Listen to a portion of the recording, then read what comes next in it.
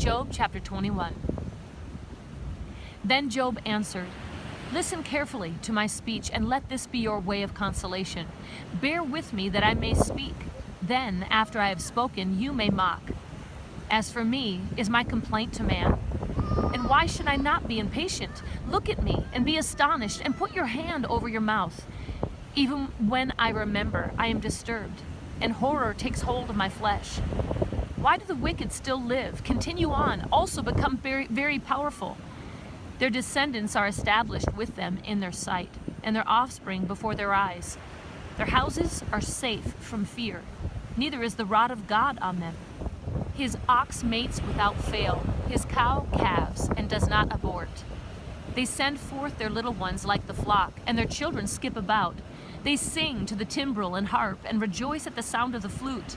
They spend their days in prosperity, and suddenly they go down to Sheol. And they say to God, 'Depart from us. We do not even desire the knowledge of your ways.' Who is the Almighty that we should serve him? And what would we gain if we entreat him? Behold, their prosperity is not in their hand. The counsel of the wicked is far from me. How often is the lamp of the wicked put out, or does their calamity fall on them? Does God apportion destruction in his anger? Are they as straw before the wind, and like chaff which the storm carries away? You say, 'God stores away a man's iniquity for his sons. Let God repay him so that he may know it. Let his own eyes see his decay, and let him drink of the wrath of the Almighty. For what does he care for his household after him when the number of his months is cut off? Can anyone teach God knowledge, in that he judges those on high? One dies in his full strength, being wholly at ease and satisfied. His sides are filled out with fat, and the marrow of his bones is moist, while another dies with a bitter soul, never even tasting anything good. Together they lie down in the dust, and worms cover them. Behold, I know your thoughts, and the plans by which you would wrong me. For you say, 'Where is the house of the nobleman? And where's the tent, the dwelling places of the wicked?' Have you not asked wayfaring men, and do you not recognize their witness? For the wicked is reserved for the day of calamity. They will be led forth at the day of fury. Who will confront him with his actions, and who will repay him for what he has done? While he is carried to the grave, men will keep watch over his tomb. The clods of the valley will gently cover him. Moreover, all men will follow after him, while countless ones go before him. How then will you vainly comfort me, for your answers remain full of falsehood?" Job chapter 22. Then Eliphaz the Temanite responded, "Can a vigorous man be of use to God, or a wise man be useful to himself?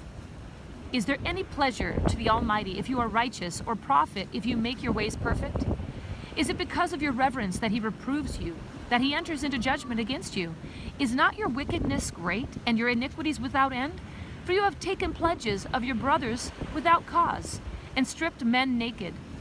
To the weary you have given no water to drink, and from the hungry you have withheld bread. But the earth belongs to the mighty man, and the honorable man dwells in it. You have sent widows away empty, and the strength of the orphans has been crushed. Therefore snares surround you, and sudden dread terrifies you, or darkness so that you cannot see, and an abundance of water covers you. Is not God in the height of the heaven? Look also at the distant stars, how high they are. And you say, 'What does God know? Can he judge through the thick darkness?' Clouds are a hiding place for him so that he cannot see, and he walks on the vault of heaven. Will you keep to the ancient path which wicked men have trod, who were snatched away before their time, whose foundations were washed away by a river? They said to God, 'Depart from us,' and what can the Almighty do to them?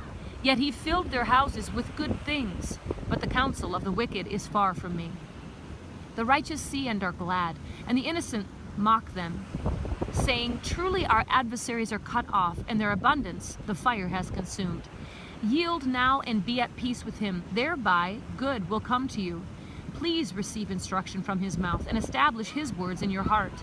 If you return to the Almighty, you will be restored, if you remove unrighteousness far from your tent, and place your gold in the dust, and the gold of Ophir among the stones of the brooks.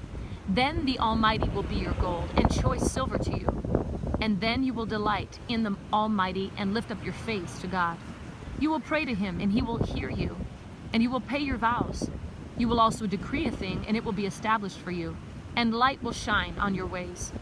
When you are cast down, you will speak with confidence, and the humble person he will save. He will deliver one who is not innocent, and he will be delivered through the cleanness of your hands. Job chapter 23. Then Job replied, "Even today my complaint is rebellion. His hand is heavy despite my groaning. Oh, that I knew where I might find him,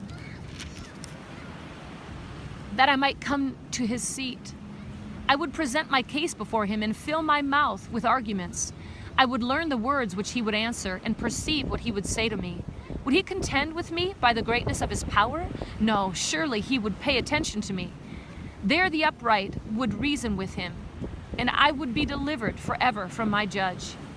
Behold, I go forward, but he is not there, and backward, but I cannot perceive him. When he acts on the left, I cannot behold him. He turns on the right, I cannot see him. But he knows the way I take. When he has tried me, I shall come forth as gold. My foot has held fast to his path. I have kept his way and not turned aside. I have not departed from the command of his lips. I have treasured the words of his mouth more than my necessary food. But he is unique, and who can turn him? And what his soul desires, that he does. For he performs what is appointed for me, and many such decrees are with him. Therefore I would be dismayed at his presence. When I consider, I am terrified of him. It is God who has made my heart faint, and the Almighty who has dismayed me.